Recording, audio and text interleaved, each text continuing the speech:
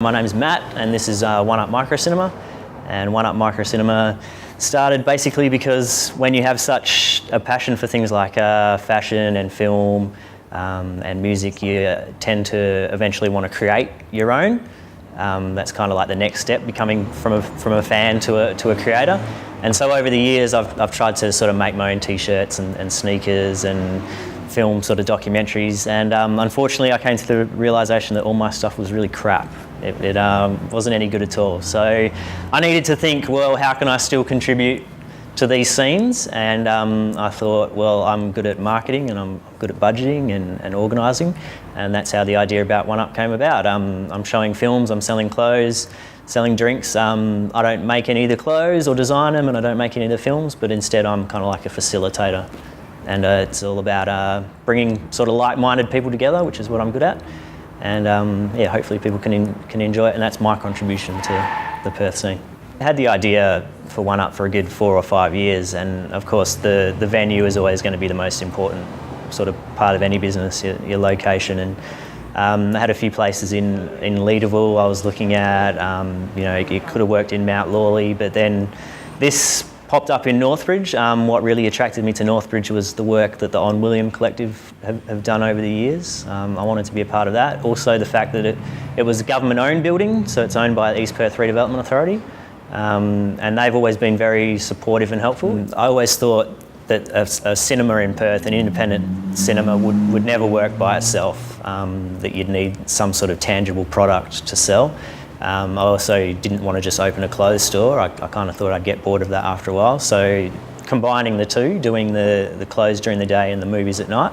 And then I was a little disappointed at first that I could only seat 20 in the cinema. I would have liked somewhere which maybe could get 50 or 70. And so that's why I've gone for the bar as well, because it's just really going to help out financially if everyone buys a drink. And got the candy bar and the coffee, so hopefully when I show a movie, even though there's only 20 people, hopefully everyone buys a drink, maybe 1 or 2 people buy a shirt or a dress or something like that, and then it can start to sustain itself. And it also helps with the marketing as well, is that all 3 elements really you can market off each other. So if someone comes in during the day to look at the clothes, I can hand them a flyer and say, by the way, we're showing this tonight. And then likewise at the movie that night, when they come to arrive for the movie, they can look at some of the clothes while they're waiting. My friend calls it a slashy, because it's a clothes/cinema/bar, so I've just been running with that. The response has been great. Having worked at universities for a long time before this, I kind of thought that I'd have to rely on my ex-students and friends to come in and help me out, but I kind of forgot that most students are actually poor, so they haven't been able to do that. But luckily, being in this area actually gets a fair bit of walk-through sort of traffic. A few little tidbits here in the media has kind of helped. And things like the OneUp Collective and the initiatives they run, like the magnets and stuff like that. It's been a real surprise how many people have come in and who I can stop and chat to about the concept, and they actually pay attention and listen and have been really excited. I was a bit worried that I opened the clothing in December and the cinema would always have to wait until June. I kind of didn't want people to feel like when June came around, oh, you know, finally you've got there, you know. I didn't want it to be like that. I kind of wanted just to sort of build the momentum, and I think 6 months was probably the max for that. Any longer and people might have been asking why you called OneUp Microcinema when you don't have a cinema anywhere. So yeah, the response has been good, especially for the cinema. So I'm pretty sure that will sell out. I got made redundant at my job at ECU at age 26, so I was a bit depressed about that, getting made redundant at 26. So I took a payout and went and lived in Melbourne for a bit, and that's where I got the idea. I guess I had the choice of either staying in Melbourne and doing the concept which might be more well received, but I would be a small fish in a big pond, I guess, or come back to Perth where there's nothing like it and hopefully be a big fish in the small pond.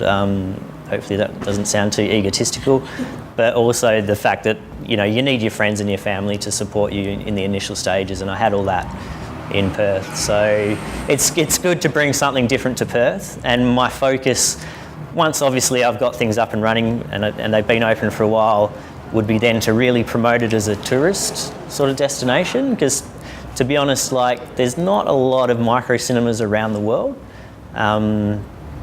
There's certainly a lot of film festivals that we don't get over here, but there's not a lot of things which are like this. So hopefully the tourism side of things, you know, Tourism WA could pick up on it, and just in the general Northbridge promotion, especially with the films I'm showing. At the end of the day, it's all about the product, and it's going to be about the films that I show, and they have to be sort of quality films. And it's kind of like a film festival that's just going to run all year. The great thing about On William, with me in particular, is they welcome you on board and they don't see it as competition, even though you may be selling similar products and taking away a bit of a market share. It's all about promoting William Street as a destination. I don't know a great deal about it. I know the originators, you know, Butcher Shop and Red Stripe Clothing started it up many years ago. So I always like to pay homage to people who've done things before me. Even though OneUp's kind of unique, it wouldn't be able to exist if people hadn't have set that tone of providing independent fashion and independent venues in Perth. I give, you know, very big props to some of the guerrilla filmmaking people around Perth. There's Cinema in a Cave, which has been showing sort of independent films, and VJ Jerem Lynch used to go around and project movies onto the side of buildings and stuff like that, and that's great, and you can get away with it because it's just a once-off. It's not publicly advertised. Unless the police are cruising by, no one's going to know about it. So that's great, but what I wanted to do is provide a venue which can do that every week. The courtyard at the moment we share with the Curb Art Gallery next door, so we're hoping to establish a good synergy between the two. Curb's been a great artist-run initiative for a long time, and they obviously have the gallery during the day, and every now and then an artist will have their launch. So hopefully we can work together in that I will have the whole property licensed, so it's legitimate now for people to consume alcohol on the grounds, and I can provide some good discounts to the artists for that.